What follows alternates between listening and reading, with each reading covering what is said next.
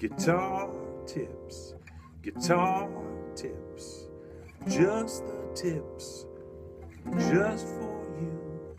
Guitar tips.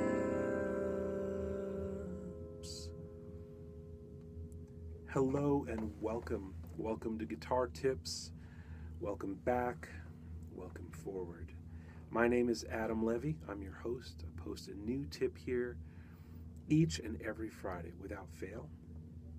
If you like, you can subscribe. It's easy to do. You just hit the big red button down below and boom, you are in. This week's guitar tip is space is the place. Space is the place. Now, if you know your jazz history and your jazz music and your jazz personalities, you may recognize that as being related to Sun Ra, who was a great composer and band leader. Space is the place. But this week's tip is not really about Sun Ra. It's just about space, and I thought that's a good way to phrase it. Space is the place. Really, this tip has more to do with Grant Green. Now, if you don't know who Grant Green was, I would encourage you to just write that name down and look later for some clips of Grant Green playing the guitar. Tremendous jazz guitar player, very active in the 50s and 60s. I was kind of a latecomer to Grant Green. I always liked his playing, but never really loved it. Not to say that there's not lots to love about Grant Green. I just wasn't resonating for me quite the same way that, say, Kenny Burrell resonates for me. Or even, early George Benson stuff when he was really playing bebop. I like his later stuff too, but I'm talking about this specific period and style of jazz music. Anyway, what does Grant Green have to do with space? So I was transcribing this lick that I heard that he played.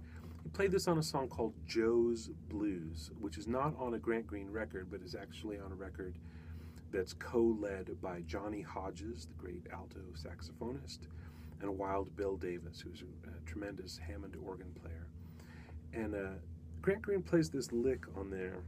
It goes, I don't even know if I can play it right now in real time, but I'll try.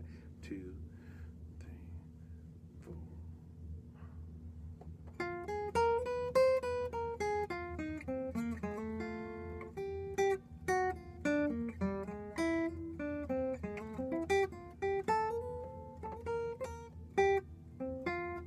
Try it again.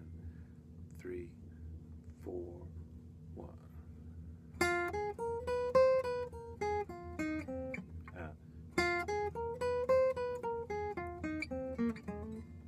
Why is that so hard?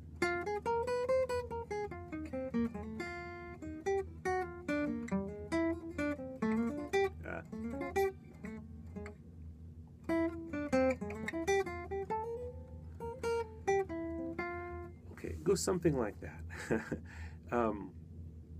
But I'm playing it pretty square. The way I'm playing it is, if you saw it notated in music using just 16th notes and triplets and kind of common measures, it would be something like that. But the way that Grant Green plays it, it sounds like much more rhythmically diverse than that. It doesn't sound like just somebody sitting at a typewriter. It doesn't sound like a drum machine kind of thing. It's very, very languid. Sometimes he's pushing forward, sometimes he's laying back.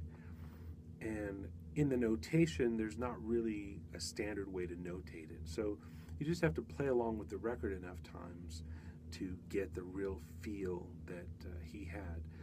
And I sent a little transcription of this lick to one of my friends, and he mentioned one of his favorite Grant Green little snippets, which is in a song called, I think it's called A Little Bit O' Green, which is off of one of Grant Green's records. And it's a blues, and man, in the second chorus of his solo, in jazz lingo, that means the second 12 bars. The song is a 12-bar loop.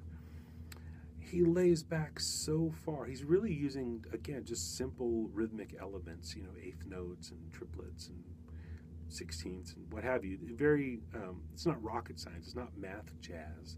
It's just some swinging lines. But he lays so far back against the time. It's almost unsettling, if not for the fact that it's tremendously funky and comforting and intriguing. So this week's tip is space is the place. And what I'd love for you to explore this week is the idea of taking basic rhythmic elements. It doesn't even have to be 16th notes. It could be eighth notes, it could be quarter notes, it could be whatever kind of rhythms you're into, and see how non-rigid you can make them. See if you can, in the middle of a phrase, find yourself pushing or pulling, not by accident, not laying back in the time because the thing that you're playing is so hard that you can barely keep up, and not pushing the time because you're nervous or excited or overconfident or whatever, but really being in control of that push and pull, of that space. You know, you can be the air traffic controller of rhythm, and guide your airplane, your melodic airplane on within the flight path. I don't know anything about flying planes. Why do I always use these metaphors that I don't really know that much about? I don't know. That's my world. But anyway, that's the big idea this week, is to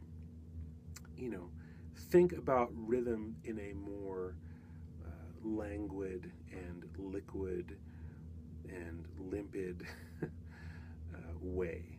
Okay? So what more can I say? None more. For guitar tips, this is Adam Levy. Stay tuned and take